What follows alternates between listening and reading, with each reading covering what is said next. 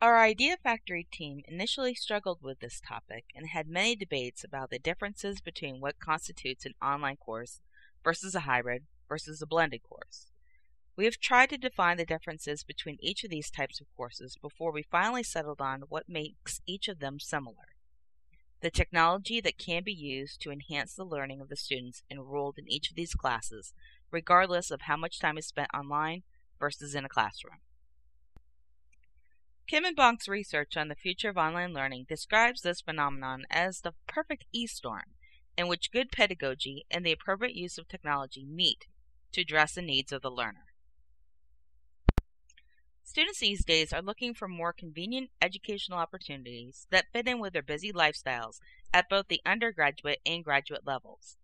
According to the Department of Education, 12 million undergraduate and graduate students took online or blended courses. And according to the Sloan Consortium statistics, we could conclude that 8 million of those students took blended courses, while almost 4 million students took at least one online course in 2007. These numbers continue to grow. Edinboro is part of this national trend of offering online courses and programs. Beginning in 2001 with a special education program, Edinboro is now offering over 7 online master's programs. We will have over 30 undergraduate online courses offered during summer 2009. We have experienced almost exponential growth each year we've been offering online courses, and fall 2009 will be no different. Pedagogical strategies for online learning, according to Kim and Bonk, is for instructors to facilitate and coordinate the learning materials in ways that are relevant, interactive, project-based, and collaborative. Learners perform better when they have control over their learning. When we look at the future of e-learning, Web 2.0 technologies such as electronic books, simulations, virtual worlds, social networking are all the tools that can be implemented as part of these pedagogical strategies. Edinboro currently has access to many of these tools within its own technology tool belt. We have been using interactive television to conduct many classes between Edinboro, Perico, and Meadville, as well as partner with the Masters of Nursing Consortium between Clarion, Slippery Rock, and Edinboro.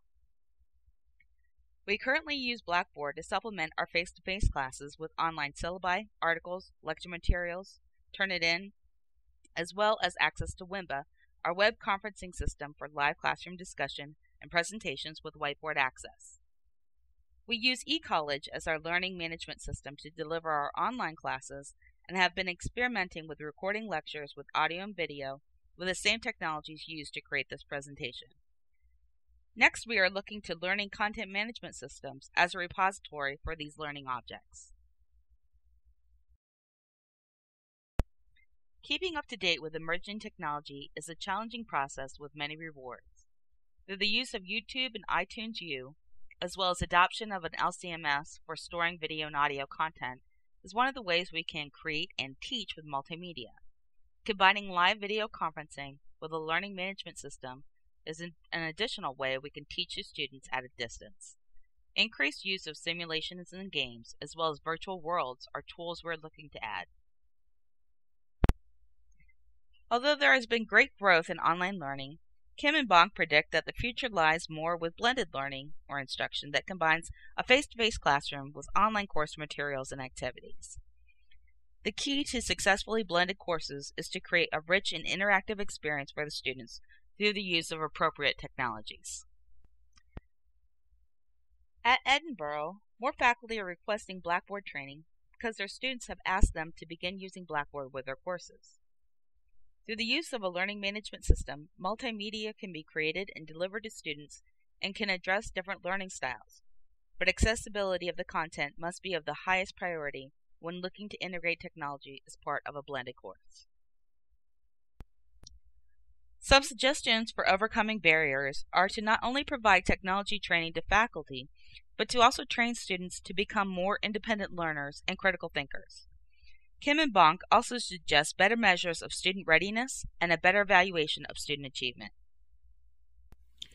By better utilizing these pedagogical strategies, we can take our technology-enhanced courses to the next level. Instead of just using discussion and chat tools within an LMS, instructors can work to create virtual teams.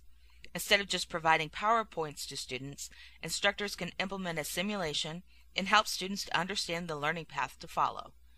Through the use of audio and video, instructors can motivate their students to engage with the material versus just reading it in a textbook.